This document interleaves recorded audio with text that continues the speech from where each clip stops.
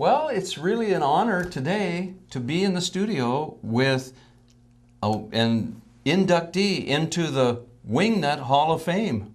That's right. Tonchi Weaver. You even have your earrings. Can you get a close-up, Ed?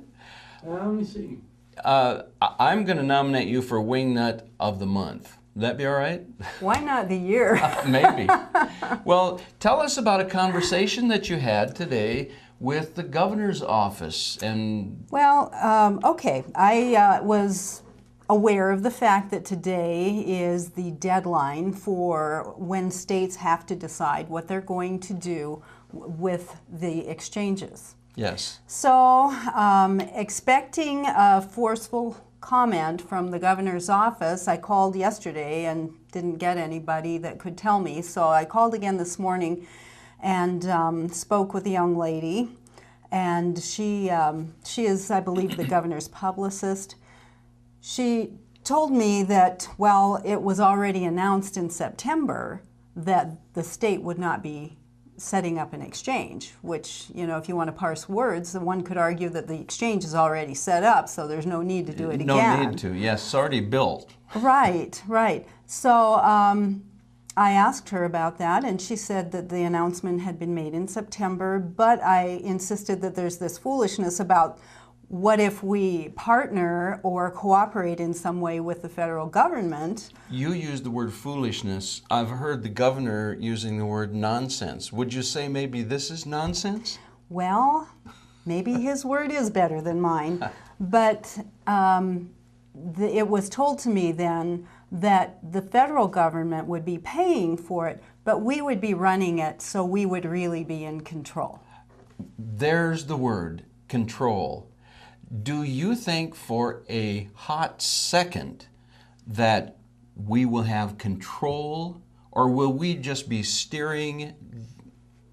We are doing exactly what the federal government wants us to do.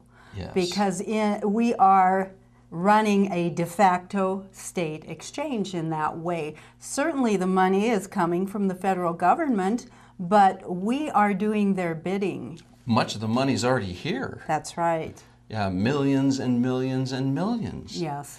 Isn't it interesting that the political cover is we're not going to do a state-run health exchange?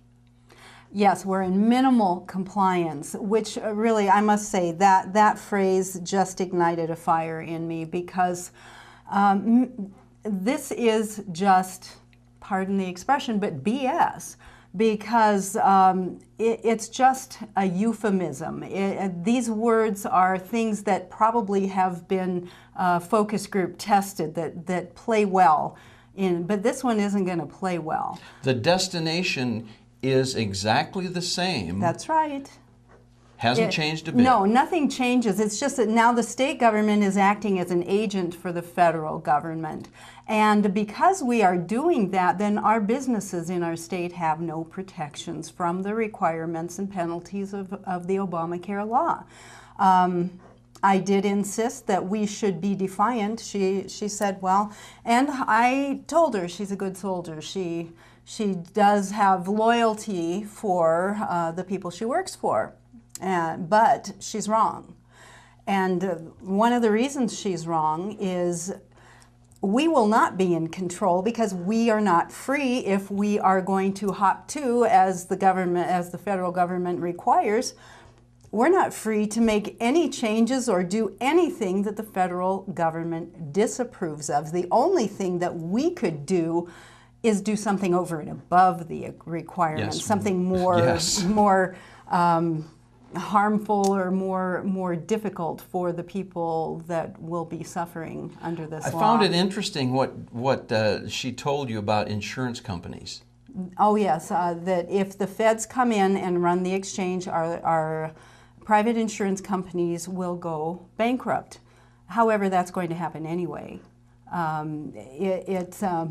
It was also a conversation later on. It was a long conversation, I'll tell you. But we talked about Tom Daschle's book, and this is the prescription that was written into Mr. Daschle's book, even though The young lady insisted that Governor Dugard doesn't speak with Senator Daschle, former Senator Daschle. No need to anymore. No need to. He read his book. Yeah, in fact, he's following it to the letter. That's right. And former Governor Rounds is working with former Senator Tom Daschle at the Bipartisan Policy Center. He's on the Board of Governors, and one of the shining examples is healthcare law. You heard it here, and the bottom line is what you're hearing is not necessarily an accurate depiction of what this governor and this administration is doing to its people in South Dakota.